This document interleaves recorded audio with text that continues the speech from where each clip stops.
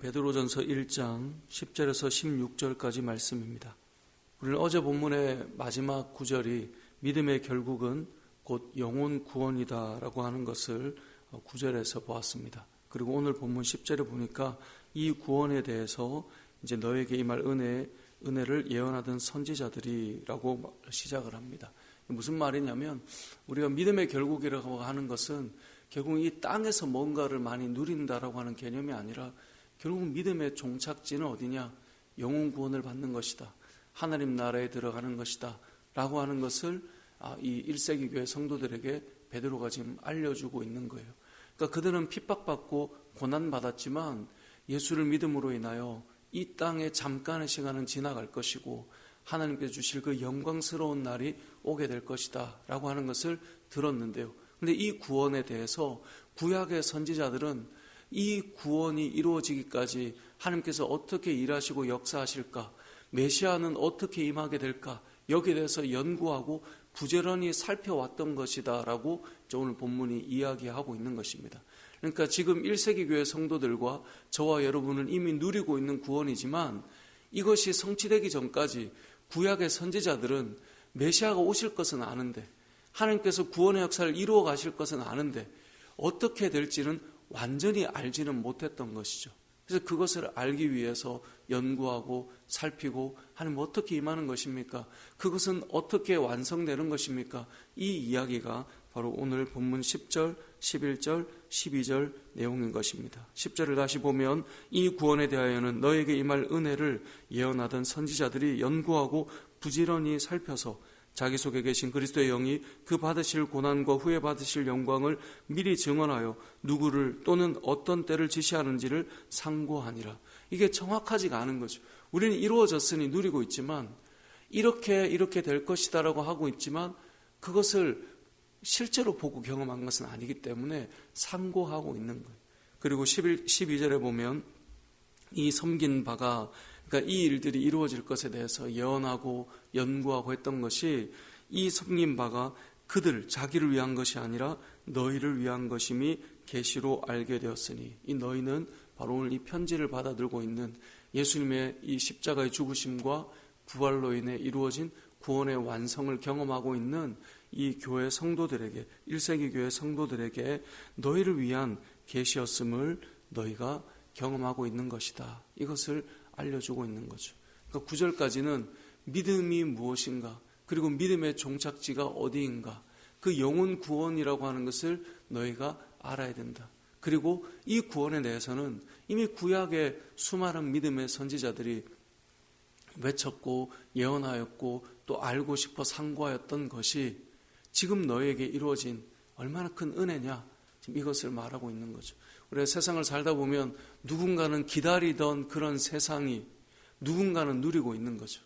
누군가는 좀 그런 세상이 왔으면 좋겠어라고 말한 것을 그 사람은 보지 못하고 죽었는데 그 다음 세대는 그것을 보고 경험하며 부모님이 그렇게 그리던 세상, 누군가는 그토록 원했던 그런 나라, 이제 그것을 이들은 경험하고 있으니 얼마나 큰 은혜겠느냐, 이 말을 하고 있는 것입니다. 그래서 오늘 본문 13절에 보면 그러므로 너희 마음의 허리를 동이고 근신하여 이러이러이러한 삶을 살아라 라고 말하고 있어요. 그러니까 누군가 기다렸던 그러한 구원과 은혜를 너희가 누리고 있으니까 그러므로 너희는 이러이러한 삶을 살아야 된다라고 말하는 거죠. 그러니까 이것은 너희가 이렇게 살아서 구원을 받게 되는 것이다가 아니라 너희가 이렇게 구원을 받았으니 그러므로 구원받은 자답게 이렇게 살아야 된다라고 말하고 있는데요. 그것이 무엇인가를 보니까 14절에 너희가 순종하는 자식처럼 전에 알지 못할 때에 따르던 너희 사욕을 본받지 말고, 알지 못하던 때는 뭐예요? 주님을 만나서 하나님의 나라에 대해서 알았던 지금이 아니라 그 이전, 하나님의 그 은혜와 이 구원의 역사를 알지 못하던 때에 살던 그때 사욕이라고 하는 것, 여러분 하나님을 알지 못하는 인생은 결국은 모든 인생의 결과 그리고 목적, 방향, 어디로부터 어디로 가는 것이겠어요? 자기로부터 시작해서 자기로 마무리 짓는 것 아니겠습니까?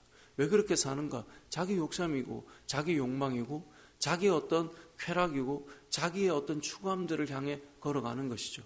근데 알지 못하던 때에 살던 그 모습처럼 살지 말고 이제는 15절 오직 너희를 부르신 거룩한 이처럼 너희도 모든 행실에 거룩한 자가 되라. 이젠 너희의 삶이 거룩한 삶이 돼야 된다. 예전에 세상에서 살던 삶이 아니라 이제는 좀 거룩해야 된다. 이 거룩이라는 단어를 우리가 첫째 주에 말씀을 나눴지만 거룩은 구별되었다라는 뜻이라 그랬죠. 세상에 살지만 세상이 볼 때 다른 삶인 거예요. 구별된 뭔가 좀 그들과는 다른 삶을 살아가고 있는 것이죠. 근데 그 모습을 우리가 열심히 세상과 다르다가 아니라 여기 16절 내가 거룩하니 너희도 거룩하라. 그러니까 하나님을 닮아가는 삶을 살아가는 거예요. 여러분 그리스도인들은 그 삶에서 하나님이 나타나는 삶을 살아가는 것입니다. 성도의 삶은 우린 점점 더 성화되어 가는 거예요. 그래서 거룩함을 추구한다는 말, 이 추구한다는 말이 완성되었다는 말이 아니라 예전과 지금이 점점 달라져 가는 거예요. 교회를 10년을 다녀도 20년을 다녀도 30년을 다녀도 예수 믿기 전에 사역을 따르던 그 모습 그대로 있다면 그 인생은 거듭나거나 변화된 삶이 사실은 아닌 것이죠. 예수님을 만나고 성령 안에 살아간다면 예전과는 달라져 갈 수밖에 없어요. 왜냐하면 우리 안에 인생의 주인이 그리스도이시고 내 삶의 주인이 그리스도시고 그래서 오늘도 내일도 그리스도를 닮아가는 삶을 살아가게 되는 것이고 야 내가 예전 같으면 이랬는데 지금은 내가 이렇게 그리스도를 닮아가고 있구나. 변화되어 가는 것이죠. 그래서 오늘 이 본문을 곰곰이 다시 생각해 보면 이 수많은 믿음의 사람들이 보기를 원했던 그 일이 그리스도로 말미암아 성취되어서 여러분 1세기 교회보다 저와 여러분은 더 많이 하나님의 말씀을 연구하고 알아서 우린 더 풍성한 시대를 누리고 있어요. 그때보다 더 많이 우리가 지식으로 하나님을 알아가는 시대를 살고 있단 말이에요. 이러한 때에 우리는 그러므로 너는 이전에 그 사역을 따르던 때처럼 사는 것이 아니라 거룩한 하나님의 그 원하시는 삶을 우리도 거룩하게 살아가는 것, 이것을 기억해야 된다라는 것이죠. 이 땅을 살아갈 때 저와 여러분의 삶은 변화되어 가고 하나님을 닮아가고 우리에게서 점점점 거룩함이 나타나는 삶이 되어야 할 것입니다. 저와 여러분의 삶이 하나님께서 말씀하신 것처럼 내가 거룩하니 너희도 거룩하라.